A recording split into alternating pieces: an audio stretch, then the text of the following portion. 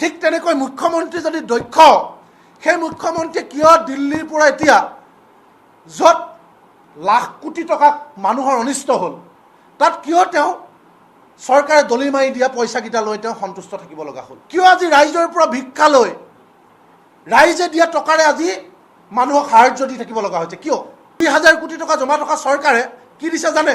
কি দিম বুলি কৈছিলে? ৮ কেজিকৈ চাউল, 4 কেজিকৈ দাইল। NGOয়ে, মই আজি ক'বলৈ কুণ্ঠাবোধ নকৰোঁ, বদৰুদ্দিন আজমলে ৰাজা পেকেট চাউল দিছে 5 কেজিকৈ। ৰাজা, ৰামপাল ৰাজা চাউল দিছে। এটা NGOয়ে 10 কেজি 5 কেজি পেকেট চাউল দিছে, পেকেট, ব্ৰেণ্ডেড কোম্পানী। 5 লিটাৰকৈ ফৰচুন ইঞ্জিন মিঠাতেল দিছে কোম্পানী, NGO সংগঠন বদৰুদ্দিন আজমলে। কিন্তু তাৰ বিপৰীতে পচা চাউল 8 কেজি দিম বুলি কৈ 4 কেজি পচা চাউল দিছে চৰকাৰে। 4খন বানাক্ৰান্ত জিলাৰ মহিলাক অৰুণোদয়ৰ পৰিমাণ বঢ়াই দিছোঁ বুলি চৰকাৰে বাহ লৈছে এমাহৰ বাবে। ক্ষমা কৰিব, এমাহৰ বাবে। এইটোক আমি কৈছোঁ মাখিৰ মূৰৰ ঘিউ কহা। চৰকাৰে 4খন বানাক্ৰান্ত জিলাক অৰুণোদয় দুগুণ কৰি দিয়াৰ নামত মাখিৰ মূৰৰ ঘিউ কাঢ়ি এই কাৰবাৰ কৰিছে। য'ত মানুহৰ লাখ লাখ টকা শেষ হৈ গ'ল, মানুহৰ ঘৰ নিশেষ, যাৰ ঘৰবিলাক আছে তাত এক বুকু পলসে শেষ, 20 বিঘা 25 বিঘা খেতি শেষ, পুখুৰীৰ মাছ শেষ, বাৰী শেষ, ঘৰৰ ভিতৰৰ আচবাব সকলো শেষ, একো নাই। ৰাজপথত মানুহ আছে যাৰ লাখ লাখ টকা শেষ হোৱাৰ পিছত ২,০০০ কোটি টকা চৰকাৰৰ ঘৰত জমা আছে বুলি কোৱাৰ পিছত চৰকাৰে কি কৰে? ইনষ্টলমেণ্ট দিয়া নিচিনাকৈ ১৫,০০০।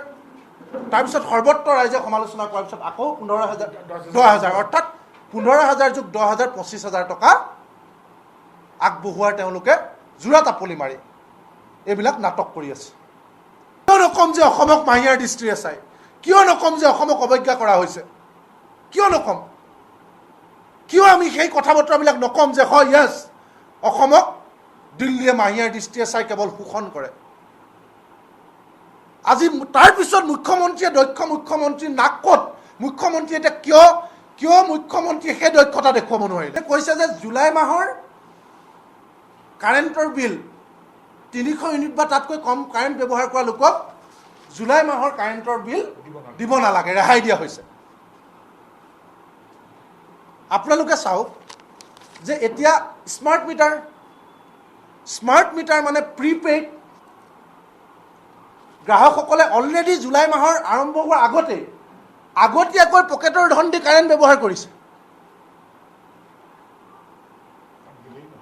তাত বিলৰ কথাই নাহে। তাত যদি কাৰেণ্ট পইচা শেষ হৈ গৈছে কাৰেণ্ট কাটি দিব। আৰু কোনেওতো জনা নাছিল বানপানী আহিব। 19 জুলাইৰ পৰাতো মানুহৰ কাৰেণ্টৰ কথাই নাই, মানুহ ক'ত আছে কি নাই, ক'ত গৈছে। 19 তাৰিখৰ পৰা কাৰেণ্টৰ ধন, গ্ৰাহকৰ ধন জমাহে আছে বিদ্যুৎ বিভাগৰ ওচৰত। আগতীয়াকৈ পকেটৰ ধন দি কাৰেণ্টৰ ৰিচাৰ্জ কৰিছিল আৰু 19 তাৰিখৰ পৰা বিদ্যুৎ ব্যৱহাৰ নকৰাৰ কাৰণে জমা আছে। তাত ৰেহাই দিয়াৰ কথা ক'ৰ পৰা আহিল? তাৰ লগতে আমি কেইটামান কথা ক'বই লাগিব। যোৱা সময়খিনিত আপোনালোকে দেখিছে যে চৰকাৰে, মুখ্যমন্ত্ৰীগৰাকীয়ে কৈছে যে তেওঁলোকৰ হাতত ১৬০০ কোটি টকা ৰিলিফ ফাণ্ডৰ টকা জমা আছে। তাৰপিছত 12 দিনৰ পিছত হাৰ পাই হ'লেও কেন্দ্ৰীয় চৰকাৰে ৩৭৯.৩৫ কোটি টকা দিছে। মানে ১৬০০ কোটি প্লাছ ৩৭৯ কোটি, মানে প্ৰায় ২০ কোটি। ক্ষমা কৰিব, ২,০০০ কোটি। ১৬০০ কোটি যোগ ৩৭৯ কোটি, প্ৰায় ২,০০০ কোটি টকা চৰকাৰৰ ঘৰত জমা আছে বুলি মুখ্যমন্ত্ৰীয়ে কৈ আছে। যদি ইমান পইচা জমা আছে চৰকাৰৰ ঘৰত, তেতিয়াহ'লে চৰকাৰে কিয় এইবিলাক জোৰা তাপলি মাৰি ভেকু ভাওনা কৰিছে? কিয়? য'ত মানুহৰ লাখ লাখ টকা শেষ হৈ গ'ল, মানুহৰ ঘৰ নিশেষ, যাৰ ঘৰবিলাক আছে তাত এক বুকু পলসে শেষ, 20 বিঘা 25 বিঘা খেতি শেষ, পুখুৰীৰ মাছ শেষ, বাৰী শেষ, ঘৰৰ ভিতৰৰ আচবাব সকলো শেষ, একো নাই। ৰাজপথত মানুহ আছে যাৰ লাখ লাখ টকা শেষ হোৱাৰ পিছত ২,০০০ কোটি টকা চৰকাৰৰ ঘৰত জমা আছে বুলি কোৱাৰ পিছত চৰকাৰে কি কৰে? ইনষ্টলমেণ্ট দিয়া নিচিনাকৈ ১৫,০০০। তাৰপিছত সৰ্বত্ৰ ৰাইজে সমালোচনা কৰাৰ পিছত আকৌ 10,000 অৰ্থাৎ 15,000 যোগ 10,000 25,000 টকা আগবঢ়োৱাৰ তেওঁলোকে জোৰা তাপলি মাৰি এইবিলাক নাটক কৰি আছে। অথচ মানুহৰ 20-25,000 টকা ঘৰখন চফা কৰিবলৈকে তেওঁলোকৰ এতিয়া নহ'ব। পলস পৰি পেলাই দিয়া ঘৰখন চফা কৰিবলৈ তেওঁলোকৰ 50,000 টকা খৰচ হ'ব। ইমান টকাৰ পিছত চৰকাৰে সেই জোৰা তাপলি মাৰি এতিয়া চলাই আছে। কিয়? চৰকাৰে দক্ষ মুখ্যমন্ত্ৰী বুলি কয়। 12 দিনৰ পিছত সাৰ পাই 379 কোটি টকা দিলে। অথচ বানপানী, এই মুহূৰ্তত বানপানী নোহোৱা গুজৰাট, মহাৰাষ্ট্ৰ, উৰিষ্যালৈ 500 কোটি টকা দিছে। কিয় নকম যে অসমক মাহিয়াৰ দৃষ্টিৰে চাই? কিয় নকম যে অসমক অৱজ্ঞা কৰা হৈছে? কিয় নকম? কিয় আমি সেই কথা বতৰাবিলাক নকম যে হয় য়েছ, অসমক দিল্লীয়ে মাহিয়াৰ দৃষ্টিৰে চাই কেৱল শোষণ কৰে? আজি তাৰপিছত মুখ্যমন্ত্ৰীয়ে, দক্ষ মুখ্যমন্ত্ৰীৰ নাক ক'ত? মুখ্যমন্ত্ৰীয়ে এতিয়া কিয় মুখ্যমন্ত্ৰীয়ে সেই দক্ষতা দেখুৱাব নোৱাৰিলে? আমাৰ সাধাৰণতে পৰিয়ালবিলাকত এগৰাকী অভিভাৱকক আমি ভাল অভিভাৱক বুলি কেতিয়া ক'ম? যেতিয়া বিপদৰ সময়ত তেখেতে মোকাবিলা কৰিব পাৰে। জটিল সময়ত ঘৰখনত যেতিয়া আটাইবিলাক মানুহৰ বেমাৰ হয়, দুৰ্ভিক্ষ আহে, বানে যেতিয়া ঘৰৰ সামগ্ৰী অনিষ্ট হয়, সেই সময়ত যেতিয়া অভিভাৱকগৰাকীয়ে সন্মুখৰ পৰা নেতৃত্ব লৈ মোকাবিলা কৰি যাতে বিপদৰ সময়ত সকাহ দিয়ে, তেতিয়া আমাৰ গোটেই গাঁৱৰ মানুহে কওঁ যে হয়, তেখেত কিন্তু এই বিপদৰ সময়ত পৰিয়ালটোক নেতৃত্ব দিলে। ঠিক তেনেকৈ মুখ্যমন্ত্ৰী যদি দক্ষ, সেই মুখ্যমন্ত্ৰীয়ে কিয় দিল্লীৰ পৰা এতিয়া য'ত লাখ কোটি টকা মানুহৰ অনিষ্ট হ'ল, তাত কিয় তেওঁ চৰকাৰে দলি মাৰি দিয়া পইচাকেইটা লৈ তেওঁ সন্তুষ্ট থাকিব লগা হ'ল? কিয় আজি ৰাইজৰ পৰা ভিক্ষা লৈ, ৰাইজে দিয়া টকাৰে আজি মানুহক সাহাৰ্য দি থাকিব লগা হৈছে? কিয়?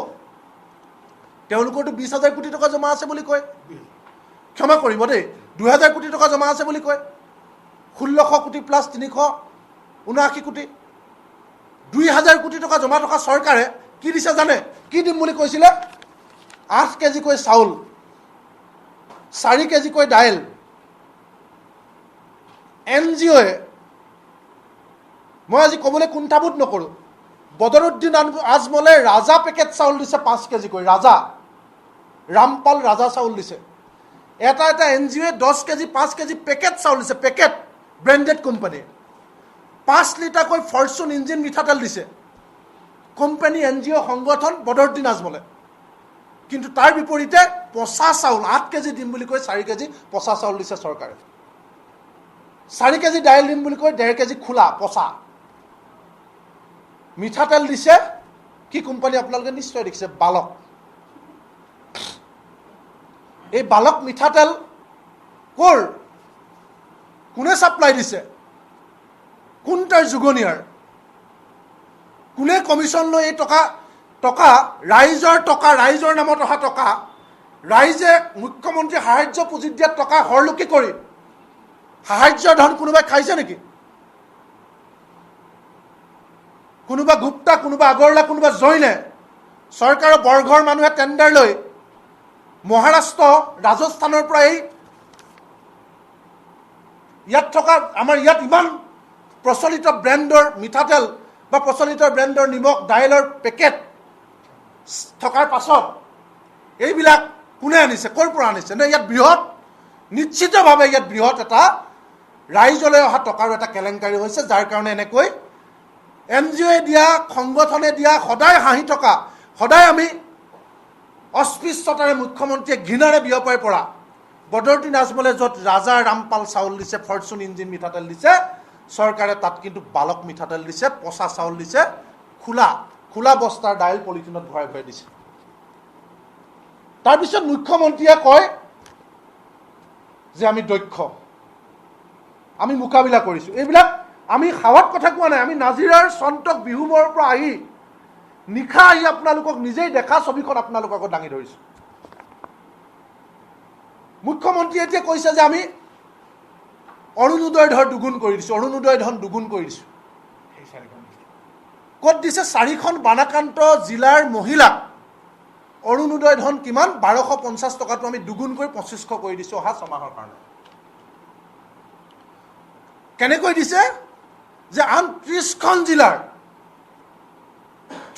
জিলাৰ অৰুণোদয়, যিবিলাক অৰুণোদয়ৰ পৰা দুখীয়া মানুহ বুলি চৰকাৰে স্বীকৃতি দি যিবিলাকক 1250 টকাকৈ দিয়া হৈছে, ধনী মানুহকতো অৰুণোদয় দিয়া নাই।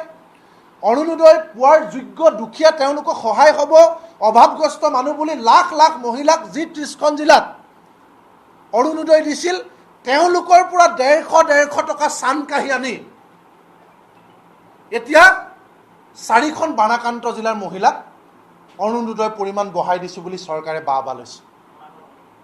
এমাহৰ বাবে, ক্ষমা কৰিব, এমাহৰ বাবে। এইটোক আমি কৈছোঁ মাখিৰ মূৰৰ ঘিউ কহা।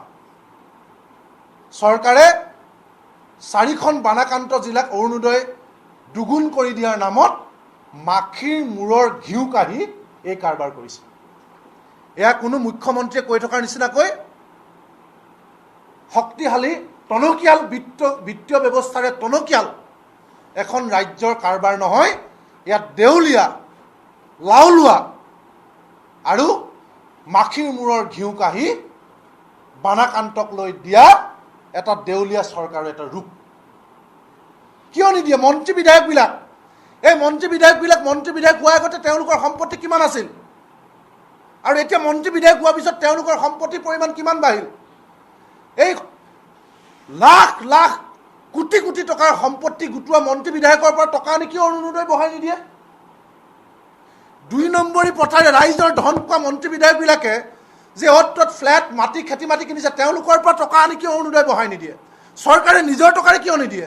কিয় 30খন জিলাৰ মহিলাৰ পৰা কাটি আনি, চান কাঢ়ি আনি অৰুণোদয় বঢ়াই দিছে? তাৰপিছত তেওঁ বাহ লৈছে বোলে আমি অৰুণোদয় বঢ়াই দিছোঁ। তৃতীয়তে আপোনালোকে চাওক, তেখেতে আৰু এটা কথা কৈছে, PM সূৰ্য ঘৰ আঁচনি। প্ৰধানমন্ত্ৰী সূৰ্য ঘৰ আঁচনিৰ জৰিয়তে তেখেতে কিমান টকা তেখেতে কৈছে যে মই তথ্যটো লৈ আনিছিলোঁ যে সিমান মানুহক তেখেতে কৈছে যে সিমান মানুহক তেখেতে সেই টকা দিয়া বুলি কৈছে, দিব, মঙলবাৰৰ ভিতৰত একাউণ্টত সোমোৱাই দিব লাগে বুলি কৈছে। 9,279 দেই, মই আপোনাক দেখাইছোঁ। এইখন মুখ্যমন্ত্ৰীয়ে ঘোষণা কৰিছে, এইখন প্ৰধানমন্ত্ৰী সূৰ্য ঘৰ আঁচনিৰ জৰিয়তে 9,279 গৰাকী হিতাধিকাৰীলৈ 9,289 গৰাকী হিতাধিকাৰীলৈ 41,67 লাখ টকা মুকলি কৰি দিছোঁ বুলি কৈছে। আৰু মঙলবাৰৰ ভিতৰত এই টকা সেই বানাক্ৰান্ত যিবোৰ পৰিয়াল আছে তেওঁলোকক দিব লাগে বুলি কৈছে। আপোনালোক চাওক, এই টকাটো ক'ৰ টকা? যিবিলাক পৰিয়ালক সোলাৰ লগাবৰ কাৰণে চৰকাৰে এটা আঁচনি আনিছিল, সেই আঁচনিটোৰ নাম প্ৰধানমন্ত্ৰী সূৰ্য ঘৰ আঁচনি। তাত নিয়মে আছিল 85,800 টকাকৈ কেন্দ্ৰীয় চৰকাৰে তেওঁলোকক ৰাজসাহাৰ্য দিব, আৰু বাকী 45,000 টকাকৈ ৰাজ্য চৰকাৰে ৰাজসাহাৰ্য দিব। আৰু সেই 45,000কৈ চৰকাৰী ৰাজসাহাৰ্যটো দিবলৈ বাকী আছিল, সেই অক্টোবৰ মাহৰ পৰা দিয়া নাই। যোৱা বছৰ 25 চনৰ অক্টোবৰ মাহৰ পৰা দিয়া নাই। সেই টকা চৰকাৰে ইলেকশ্যনত খৰচ কৰিলে, ক'ত খৰচ কৰিলে, হিতাধিকাৰী দিলে ক'ত দিলে, সেই দিবলৈ থকা টকা, এইটো বানপানীৰ লগত কোনো সম্পৰ্ক নাই। যোৱা 2025 চনৰ অক্টোবৰ মাহৰ পৰা হিতাধিকাৰীক প্ৰধানমন্ত্ৰী সূৰ্য ঘৰ আঁচনি হিতাধিকাৰীক দিবলৈ থকা টকা, সেই টকাখিনি মানুহক সোমোৱাই দিছে, তাকো পলমকৈ দিবহে। সেই টকা দিবলৈ বৰ ঢোল কোবাইছে বানাক্ৰান্তক আমি PM সূৰ্য ঘৰৰ পইচা দিছোঁ বুলি। যিখন চৰকাৰে ৰাইজৰ পৰা ভিক্ষা লৈ পচা চাউল বিলাই আছে, কথা টাইট, কথা ফুটনি মৰা, কথা জহাই কোৱা, কিন্তু অৰুণোদয় দিব 30খন জিলাৰ মহিলাৰ পৰা চান কাঢ়ি। পূৰ্বতে দিবলৈ থকা ছাবচিডি টন ফেচবুক লাইভত আহি দিছোঁ বুলি কৈ এনেকুৱা দেখুৱাইছে বানাক্ৰান্তক তেওঁলোকে স্পেচিয়েলি দিছে, ছাবচিডি ধন বঢ়াই দিছে, দিবলৈ থকা যোৱা বছৰ, তাৰপৰা তেওঁ বাহ লৈছে। তাৰপিছত আৰু এটা কথা চাব আপোনালোকে, যে কৈছে যে জুলাই মাহৰ কাৰেণ্টৰ বিল 300 ইউনিট বা তাতকৈ কম কাৰেণ্ট ব্যৱহাৰ কৰা লোকক জুলাই মাহৰ কাৰেণ্টৰ বিল দিব নালাগে, ৰেহাই দিয়া হৈছে। আপোনালোকে চাওক যে এতিয়া স্মাৰ্ট মিটাৰ মানে প্ৰিপেইড গ্ৰাহকসকলে অলৰেডি জুলাই মাহৰ আৰম্ভ হোৱাৰ আগতীয়াকৈ পকেটৰ ধন দি কাৰেণ্ট ব্যৱহাৰ কৰিছে। তাত বিলৰ কথাই নাহে। তাত যদি কাৰেণ্ট পইচা শেষ হৈ গৈছে কাৰেণ্ট কাটি দিব। আৰু কোনেওতো জনা নাছিল বানপানী আহিব। 19 জুলাইৰ পৰাতো মানুহৰ কাৰেণ্টৰ কথাই নাই। মানুহ ক'ত আছে কি নাই ক'ত গৈছে। 19 তাৰিখৰ পৰা কাৰেণ্টৰ ধন গ্ৰাহকৰ ধন জমাহে আছে বিদ্যুৎ বিভাগৰ ওচৰত। আগতীয়াকৈ পকেটৰ ধন দি কাৰেণ্টৰ ৰিচাৰ্জ কৰিছিল আৰু 19 তাৰিখৰ পৰা বিদ্যুৎ ব্যৱহাৰ নকৰাৰ কাৰণে জমা আছে। তাত ৰেহাই দিয়াৰ কথা ক'ৰ পৰা আহিল? গতিকে এই ধৰণে মানুহক আভুৱা বাঢ়িছে মুখ্যমন্ত্ৰীয়ে। যদি আমাৰ স্পষ্ট কথা যে এই ধৰণৰ জুলাইত ৰেহাই দিছোঁ স্মাৰ্ট মিটাৰৰ ক্ষেত্ৰত মানুহক আভুৱা বাঢ়ি থকাতকৈ আগন্তুক এটা বছৰৰ কাৰণে বানাক্ৰান্ত সকলো পৰিয়ালক, ঘৰুৱা জীৱন ধাৰা সকলো পৰিয়ালকে অতি কমেও 300 ইউনিটকৈ বিজুলী বিনামূলীয়াকৈ যোগান ধৰাৰ ব্যৱস্থা কৰক। বিনামূলীয়াকৈ বানাক্ৰান্ত 4খন জিলাৰ প্ৰতিটো পৰিয়ালক বিনামূলীয়াকৈ 300 ইউনিটকৈ বিদ্যুৎ যোগান ধৰিবৰ কাৰণে কৃষক মুক্তি সংগ্ৰাম সমিতি আমি দাবী জনাইছোঁ। লগতে মুখ্যমন্ত্ৰী ডাঙৰীয়া আৰু এটা কথা কৈছে যে ৰাইজৰ দাবী অনুসৰি ৰাইজে দাবী কৰিছিল যে যিহেতু বানত গোটেই অঞ্চল ডুবি গ'ল আৰু শিৱসাগৰ, নাজিৰা, চৰাইদেউ, সোণাৰী গোটেই জিলাবিলাক মেইন নগৰবিলাকো ডুবি আছে।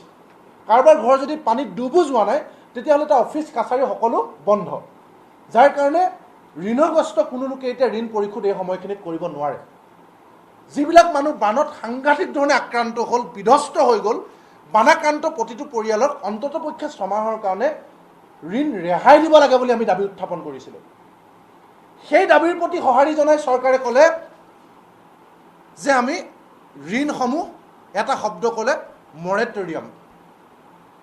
মৰেটৰিয়াম কৰিছোঁ বুলি ক'লে। ৰেহাই দিছোঁ বুলি কৈছে যে মৰেটৰিয়াম কৰিছোঁ।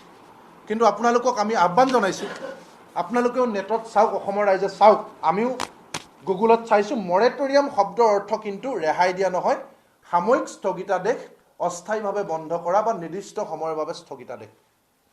এই শব্দটো বেংক ডিক্সনেৰীত সাধাৰণতে ব্যৱহাৰ খুব কম হয়। মুখ্যমন্ত্ৰী ডাঙৰীয়াই কৈছে যে এই 6 মাহৰ কাৰণে মৰেটৰিয়াম কৰিছোঁ। ইয়াৰ অৰ্থ যদি চাই স্থগিতাদেশ কৰিছে।